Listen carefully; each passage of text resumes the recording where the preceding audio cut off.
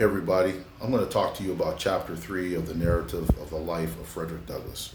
So chapter 3, he begins about talking about his slave owner named Colonel Lloyd. He says Colonel Lloyd was very wealthy. He owned over 1,000 slaves.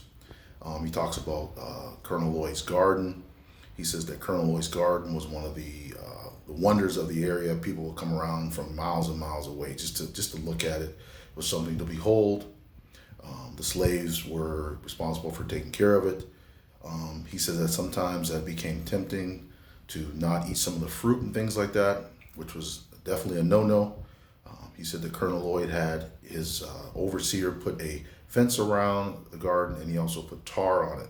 So if you got any of the tar on you, Colonel Lloyd assumed that you were eating some of his fruit and you were in the garden without his permission, and so you got severely whipped. Something else that Frederick talked about was that Colonel Lloyd really loved his horses. That was one of his beloved possessions.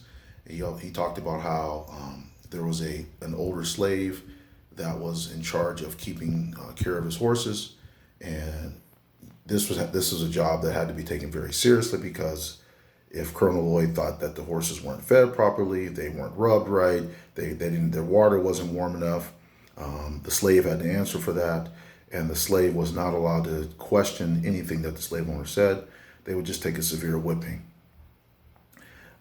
He talked about how slaves used to, from the various plantations around the area, they used to get into quarrels, actually get into fights over who had the best slave owner, who was the richest, whose slave owner was the richest, whose slave owner was the smartest, whose slave owner was the fastest, who's treated them the best.